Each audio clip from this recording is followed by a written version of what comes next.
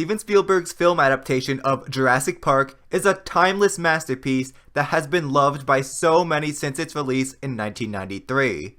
Following the massive financial success, of course, came sequels, all of which have been met with mixed receptions. Even 25 years later, in 2018, the fourth sequel, Fallen Kingdom, is...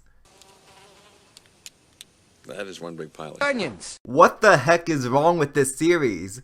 Why is every sequel a total dumpster fire that pales in comparison to the beloved classic? Well, an easy answer is that Vic Hoskins is the worst human ever to be featured on screen, but besides that, what if I told you that not every Jurassic Park sequel sucks? What if one is actually worthy to bear the Jurassic Park name? Well, good news everyone, there is, and it's called The Lost World. This is the first JP sequel, being released in 1997. And although it isn't as great as the original, The Lost World definitely is a good, I'd even say great sequel that avoids many of the massive missteps all future sequels seem to keep making. So today, I'm going to point out all the flaws that continuously damn each upcoming movie that The Lost World avoids. This is how it's going to go down for each comparison I make. First, I'm going to examine an aspect of the original that contributed to its awesomeness. Then, I'll jump 4 years over to The Lost World to see how it nails these aspects too. And finally, I'll look at the 3 latest sequels to show how they stumble. So, how come after 21 years of sequelization, is The Lost World still easily the best follow-up to our favorite movie 65 million years in the making? Let's take a look. A constant question for each Jurassic movie is simply, where do we take this next? None of the originals left any plot threads hanging, or just called for a sequel. Each one could have been the last, and nobody would be complaining, except the executives at Universal who want cash. Actually, Spielberg asked Michael Crichton to write his first sequel to follow up Jurassic Park, but Spielberg pretty much just chucked the new book out the window and gave us the Lost World movie. Honestly, this is the only sequel that actually tried. Spielberg took the up-and-coming franchise in a brave new direction instead of just rehashing the original like many sequels have done. The Lost World has a safari adventure sort of feel to it, completely distinguishing it from the first film. To contribute to this, The Lost World is also very aesthetically different than the original. Isla Sorna is more of a redwood forest shrouded in fog and mystery, as opposed to Isla Nublar that looked more like a typical tropical rainforest. The Lost World is also lit much darker, as opposed to the bright and grand Jurassic Park. I also gotta give credit to John Williams here. He went all out on the soundtrack, which perfectly set the tone. The story here is that InGen is planning on going into Site B, where an entire ecosystem of dinosaurs remains, and raiding it to restart John Hammond's lost dream. Hammond, learning from his mistake in the first film, sends a team to document the creatures to gain public support and sabotage InGen's mission. And of course it all goes downhill for the leads. Sadly, no future sequel put all that much effort into crafting a unique story. JP3 is basically just a montage of dinosaur encounters. The first Jurassic World is pretty much, what if the first movie sucked? Oh, and the park is open. Fallen Kingdom? Yeah, I don't know what that was. The first act resembling The Lost World, the second a bunch of snobby rich guys at an auction, and the third a Resident Evil knockoff? Yeah, no thanks. Like usual, I'm starting with the story and characters, because that's where the original and Lost World begin too, unlike the rest. Steven Spielberg understood that although the dinosaurs are cool, what's gonna keep people in their seats and returning for more are the characters. Again, not the dinosaurs. We're given a crew of fleshed out human beings who have interesting discussions and debates with one another. The Lost World continues this trend with its well-realized characters. Ian Malcolm, played by Jeff Goldblum, has matured since the last one, but still maintains his wit and sarcasm. He gets a ton of funny lines throughout the movie, but also serves as the voice of reason still, warning everyone how dangerous Isla Sorna and its inhabitants are, and being super defensive of his paleontologist girlfriend Sarah and daughter Kelly. Julianne Moore is great here as the headstrong and fascinated Dr. Sarah Harding, and hey, Vince Vaughn is pretty awesome too. Even the small roles, the side characters, are memorable. There's Dieter, who mistreats the animals on the island, but gets his comeuppance later when a swarm of consognathists sentence him to a death by 1,000 cuts. Another paleontologist, sort of a rival of Sarah's, Robert Burke, is also helping InGen. The two have a bit of rivalry due to their disagreement on dinosaur behavior. He also tells the others, and by extension the audience too, about some of the creatures on the island, like Pachycephalosaurus. Eddie's a pretty chill dude too. He talks and acts like your typical handyman, if there is such a thing, and bravely sacrifices himself. I think the key here is Spielberg's ability to write good dialogue and get honest performances out of his actors. They talk and act and quip like real people, like in the first film and unlike the others. I mean, come on, we need more teeth? What does that even mean? Yeah, so as for the later sequels, in Jurassic Park 3, everyone but Alan was ridiculously annoying, stupid, or just dino fodder. Nobody stood out except poor Alan, who's become a hopeless cynic, and oh yeah, lost Ellie? Jurassic World's characters are annoying too, but this time around everyone is just an archetype and nothing more. Gray, who I hope gets bullied for his name, is the smart kid, Zach is the angsty teen, Claire is the workaholic, Owen is the cool action hero, and Hoskins, geez, I'll get there in a bit. And finally, Fallen Kingdom has Franklin. See? Not a T-Rex! Enough said.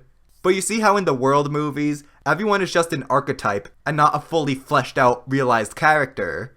So for the entirety of the films, we're just rolling our eyes like, oh, that was so cliche.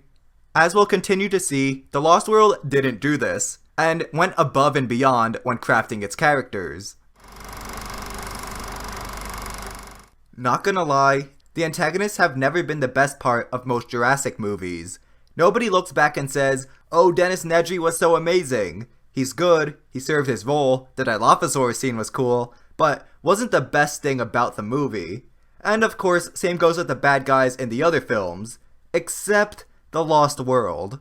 Okay, some of you already see where I'm going with this, but let's get Ludlow out of the way first. He's alright, certainly better than most business-type villains. Peter Ludlow is John Hammond's nephew, and wants to continue his uncle's unfinished dream. His goal is to complete the original plan for the park, which was an amphitheater in San Diego, that he wants to flip over quickly to get Jurassic Park up and running. So, you know, it's a lot better of a motivation than most corporate villains, which is just money. Ludlow acts stuck up and posh occasionally, but is given a good range, especially in his scenes with Roland.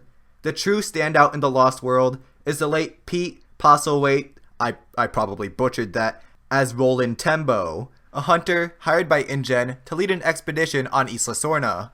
His introduction as he roasts Peter Ludlow is just perfect, as it single-handedly tells us everything we need to know about him. Peter, if you want me to run your little camping trip, there are two conditions. Firstly, I'm in charge, and when I'm not around, Dieter is. All you need to do is sign the checks, tell us we're doing a good job, and open your case of scotch when we have a good day. Second condition, my fee. You can keep it. All I want in exchange for my services is the right to hunt one of the Tyrannosaurs. A male, a buck only. How and why are my business. Now, if you don't like either of those two conditions, you're on your own. So go ahead, set up base camp right here, or in a swamp, or in the middle of a wreck's nest, for all I care. But I've been on too many safaris with rich dentists to listen to any more suicidal ideas. Okay? Okay. Not only is he brilliant as is, but he gets a fantastic character arc. At first, he's all into hunting. He sees himself as the second greatest predator to ever live, but has to prove himself by taking down the number one, Tyrannosaurus Rex. But after seeing the destruction and death ensue on Sorna, and the loss of his partner Ajay to velociraptors, Roland realizes that he made a mistake coming along. After getting what he always wanted, to hunt a male T-Rex, he still feels empty and mourns his lost friend. And even though he's technically an antagonist, he still acts like a decent human being. Roland helps the protagonist in spite of their sabotage of InGen's base camp. He and his team help the survivors from the cliff after the Rexes chuck them off. Roland also orders a break so that he can check up on Sarah to see if she's injured, after he sees the baby Rex blood on her jacket. And he and Vaughn's character Nick make conversation with one another, even though they've been at odds before, with Nick being an environmentalist and he being a hunter. The two treat each other as human beings and put their differences aside to complete the task at hand. So you see he's a good person, despite being at odds with our leads. I'd hang out with him. Ultimately, Roland leaves InGen and goes on his merry way, seeing that there's more to life than endless thrill-seeking and hunting. He's so brilliant and, in my opinion, the best character in the entire series. Sorry, Jeff. As for every other antagonist, well, Jurassic Park 3 has literally no antagonist besides the dinosaurs, so that's out of the picture. However, even that is preferable to who we get in Jurassic World, Vic Hoskins. Oh my god! I have no words for how stupid this character is. We go from Roland, the best in the series, to the worst character in the entire franchise. Hoskins is that super cliche bad guy who wants to weaponize something for the military. He wants to put velociraptors in the military. Raptors in the military? Are you kidding me? We're doing this trope now? This plan makes no sense at all. There is no plausible reason to put raptors on the field. They're super expensive, easy targets, difficult to tame, and are totally useless. But for the entire movie, Hoskins keeps bringing up his stupid plan, while everyone else be all like, no, go home, you're drunk. Ah, so stupid. But this comes back in the sequel. What, in Shrek's Green Swamp? The worst part about Jurassic World, they bring it back and put it in the spotlight? Fallen Kingdom's antagonist, Eli Mills, has the Indoraptor created and is selling dinosaurs to these cheesy Russian men at an auction. Like a typical business villain, his motivation is purely money. He's literally that meme. We've got to have money. Not just a meme, but a dead meme. I'm surprised Ken didn't make a cameo with his winter boots, while We Are Number One plays in the background. Fallen Kingdom's other villain isn't any better. Ken Wheatley is your archetypal military man. His only distinguishing trait is having a tooth collection. His motivation too is also just money. And teeth. It's funny that Fallen Kingdom has similar villains to The Lost World. A businessman and an army guy. Well, I know that Roland is a hunter guy, but they're both white dudes with guns who lead an expedition on an island, so close enough. Yet, The Lost World's antagonists are infinitely better. If I were to do a straight up autopsy on the past 3 Jurassic sequels, perhaps they'd have the writing equivalents of pancreatic cancer, heart disease, and McDonald's in their arteries. But the main cause of death that put them out of their misery, the bullet to the head, would have to be their over-reliance on dinosaurs. They are solely films about dinosaurs and have nothing going for them besides, oh look, it's a cool dinosaur. Dinosaurs are awesome and certainly something to behold, but looking at cool dinosaurs shouldn't be the main reason for buying the movie ticket. The first movie's focus was on characters and ideas. The very best scenes are not the ones with dinosaurs running about, but the discussions, the arguments, the realizations. They made that movie brilliant. Same goes with The Lost World. Like I've noted before, Jurassic Park shouldn't be about a Jurassic Park. It should be about the idea of a Jurassic Park. Hold up, I know what you're going to say, but Tim Rex, what about the San Diego scene? Isn't that silly dinosaur action for the sake of silly dinosaur action? Well, the way I see it, the San Diego bit is meant to definitively prove the point that these dinosaurs cannot be controlled by man. That Jurassic Park is a conceptually flawed idea because it depends upon man's ability to control forces we don't fully understand. Ludlow saw the Nublar incident as just an incident. One disgruntled employee who ate too many chocolate bars decided to screw it all up for his own gain. So the San Diego bit closes the lid on the discussion and brings it into the public eye, preventing this sort of thing from happening again and preventing endless sequels. Well, apparently not. You see, the dinosaur action actually has purpose. These scenes furthered the debates and discussions within the movie. The Lost World does have some fun with it though. By this point, it earned a little bit of fun, like the kid waking up his parents because there's a dinosaur in the backyard. With that being said, it is sloppy how the Rex actually broke out, killing everyone on board without actually damaging the ship, climbing back into its pen and then breaking out again. But hey, I never said it was a perfect movie. Of course it has its own flaws. Anyways, the future sequels just have so many pointless dinosaur scenes that don't further the plot or characters in any way, purely for the point of chucking more dinosaurs at you and shouting, "Isn't this cool? Isn't this cool?" You have that pointless Spino chase scene, the whole raptor egg subplot, that extremely over-the-top death, this entire battle, the T-Rex Carnotaurus moment, the Sinoceratops v Carnotaurus, etc., etc. These films focus so much on dinosaur action that they forget what the foundation of the series is, and even the foundation of their own individual movies. Another huge plus for the first two Jurassic movies is not only how the dinosaurs are utilized, but portrayed. Steven Spielberg apparently is the only director who knows what a dinosaur is. A dinosaur is simply an animal. That's it. Nothing more, nothing less. They don't ruthlessly stalk you around the island for no reason. They don't engage in these larger-than-life epic battles or fight soldiers. They are just animals. Even the predators. Look at this clip from the first movie.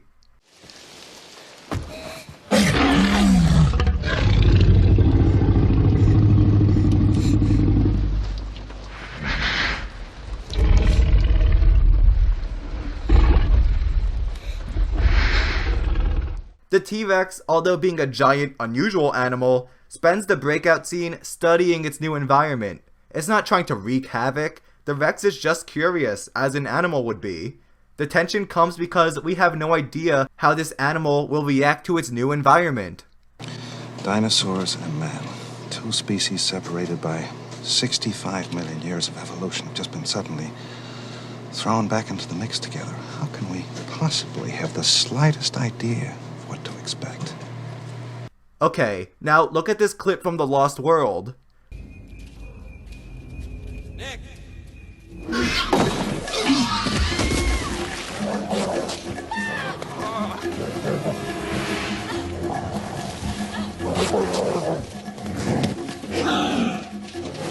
The super efficient killing machine Velociraptor did something we see predators do, which is tear apart at inanimate objects.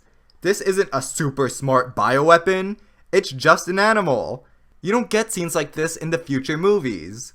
The sequel also actively fights against the monstrous portrayal of dinosaurs by showing them to be loving parents, even the T-Rex. Heck, the three latest sequels don't even know what a dinosaur is. In Jurassic Park 3, they're giant movie monsters to constantly run from, and super smart alien creatures who talk to one another. In Jurassic World, they're smart enough to form a Spec Ops squad, and the pterosaurs for no reason just go on a rampage and attack everybody. In Fallen Kingdom, Blue is a Schwarzenegger-esque action star, with the capacity to understand the differences between good guys and bad guys, and can even show empathy. I mean, look at this stunt! You think what I'm thinking? Can you imagine any modern animal pulling off a stunt like that? Dinosaurs are not monsters, they're not action stars, they're only animals, and The Lost World nailed that. It's been rough for the Jurassic franchise. It seems like every new sequel is a total mess. Although many point to the original as the gold standard and the only one to get it right, The Lost World was able to understand what made it work so well, took the best elements, shook it up with a totally unique direction, and crafted the only good sequel this series has ever seen. The trick is not to focus on the dinosaurs. Cool looking dinosaurs alone cannot carry a movie. They should just be the icing on an already well-baked cake. A cake consisting of a good screenplay, fleshed out memorable characters, thought-provoking themes and ideas, an interesting story, great performances, thrilling set pieces, and no militarized dinosaurs. The Lost World had some issues, yes, but was an overall well-baked cake with a decent layer of dinosaur frosting. And that is why The Lost World is still the only good sequel to Jurassic Park. Remember, if you enjoyed this video, to please leave a like and subscribe. See you next week.